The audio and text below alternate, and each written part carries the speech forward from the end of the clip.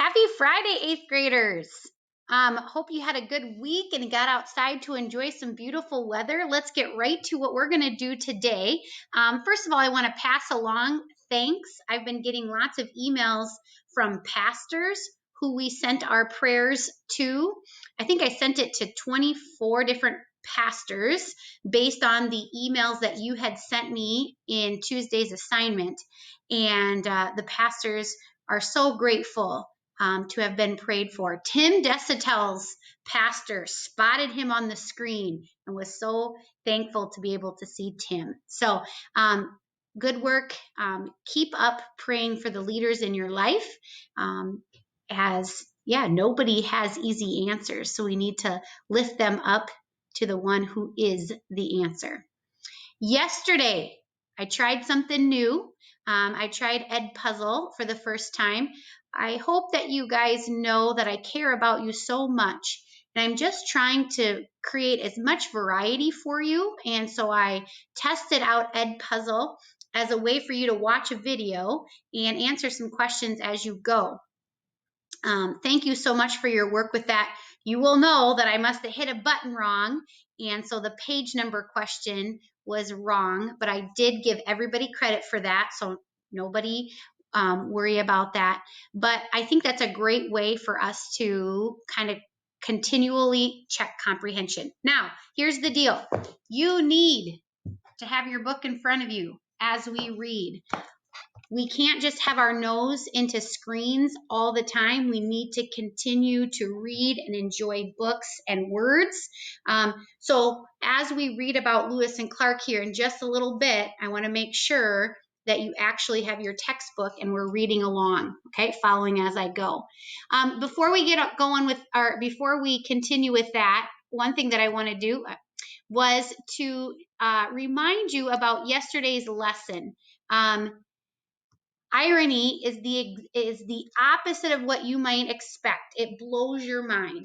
And so we talked about yesterday how about the fact that Thomas Jefferson, a Democratic Republican, small government, word for word read the Constitution, really used implied powers to make this purchase.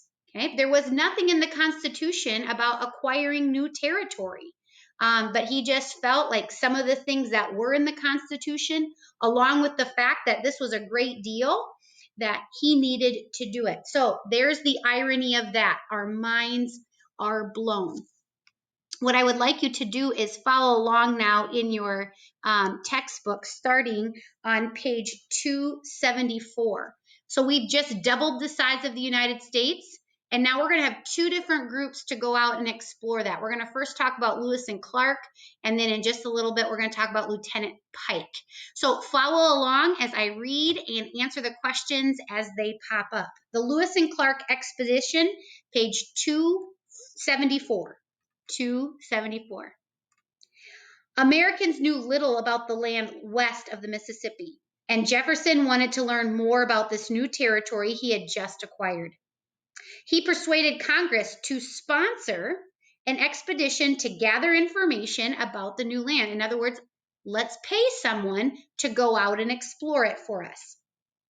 The expedition would document findings about the territory's people, plants, and animals, and recommend sites for future forts. The expedition had another goal: finding and mapping the fabled Northwest Passage, which is a water route across North America. In order to make trade with Asia, Europeans had to sail around Africa. Because that trip was long and costly, European explorers searched unsuccessfully for a more direct route. And once the Americas were colonized, Americans and Europeans continued to sail around Africa or the tip of South America in order to reach Asia. So finding a water route across North America became more important than ever. Let me show you on a map here what we're talking about. Here, we're going to talk about Lewis and Clark in just a second. But for right now, if Europe wanted to trade with Asia, they needed to go all the way around Africa. We talked about that earlier this year to get to Asia. Now that we have settlements over here, we're having the same thing. Whereas people are having to travel all the way around the tip of South America, the tip of Africa to get to Asia. There has to be an easier way. So what they're hoping to find is a way, instead of going all the way around, is to get from the Atlantic Ocean, and that there's a waterway all the way to the Pacific Ocean. Now, spoiler alert, we know that there is no such passage, but that's what they were looking for. One of the things that they were looking for was that passage. Let's continue reading, top of page 275. Jefferson chose Meriwether Lewis. He was a 28-year-old private secretary to head the expedition, and Lewis joined the militia during the Whiskey Rebellion and had been in the Army when Jefferson hired him as his private secretary in 1801. Jefferson apparently looked forward to one day sending out an expedition to explore the continent. He hired Lewis in mind. So he was his secretary, kind of knowing he was going to someday send him out to explore. William Clark was the co-leader of the expedition. Clark was 32 years old and a friend of Lewis's. Clark also brought along York, an enslaved African American and lifelong companion of Clark's. York was a key member of the expedition. He was especially helpful building ties with the Native Americans, many of whom had never seen an African American and were drawn to him. Lewis and Clark were well informed, amateur scientists. They had also experienced doing business with Native Americans, and together they assembled a crew of expert sailors, gunsmiths, carpenters, scouts, and a cook. Two men of mixed Native American and French heritage served as interpreters. They knew they were going to encounter fur traders, Native American groups along the way, and they needed to be able to connect with those people. So they took some interpreters along as well. So this Corps of Discovery is a pretty big group of people. So in the spring of 1804, the expedition left St. Louis and worked its way up the Missouri River. And on May 5, 1805, Lewis described what they encountered along the trail in his journal. Buffalo elk and goats or antelopes feeding in every direction. The buffalo furnish us with fine veal and fat and beef. We have not been able to take any fish from some time past. The country is as yesterday beautiful in the extreme. The expedition encountered many Native American groups on the journey.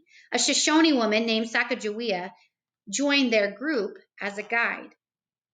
And after 18 months, so a year and a half, 4,000 miles, Lewis and Clark reached the Pacific Ocean. They spent the winter there, and then they headed back east. Okay, let's take a quick break. Turn your page to 276 and look at the red arrows. That is their route out to the Pacific Ocean. They're going up through the Mississippi River, so we know they go right through our Missouri River. They go right through South Dakota on their way out. 4,000 miles to get out to this Pacific Ocean. Here we go. Let's continue. Then they headed back east, returning in September of 1806. The explorers had collected valuable information about people, plants, animals, and the geography of the West. Perhaps most important, their journey inspired people to move westward. So they did learn about the land, and they got people to say, yeah, let's go. Let's explore this new area. Let's settle the new area. The second group that we're going to talk about is Pike's expedition. Lewis and Clark were not the only people Jefferson sent to explore the wilderness. Lieutenant Zebulon Pike led two expeditions west between 1805 and 1807. He traveled through the upper Mississippi River Valley and into present-day Colorado. In Colorado, he found a snow-capped mountain he called Grand Peak, known today as Pikes Peak. Maybe some of you have been to Pikes Peak in Colorado. Again, named after this explorer. If you look on the map there on page 276 again, Pike's route is the blue arrow. So he took a little bit more southern route. From Pike's travels, the Americans learned about the Great Plains and the Rocky Mountains. Pike also mapped out part of the Rio Grande and traveled across northern Mexico and into what is now southern Texas. And you can see his group or his arrow looped around there. We are going to stop right here for today in our reading, and we will finish the rest next week. I hate to stop here because it's getting exciting now. The Federalists are not happy about the expansion westward because their power point is in New England, and they're thinking, if we expand west, we're going to lose our power and our strength. And they talk about leaving the Union, and it leads to a duel between Hamilton and Burr. Yes, it was common practice in the day to solve your problems by going out in the backyard and seeing who could shoot the other person first. So anyway, Taya, we're almost there. The duel will happen next week. But we're going to stop here in our book. And if you could go to the second step in classroom in your to-do list, I have one other short thing that I'd like you to do for today.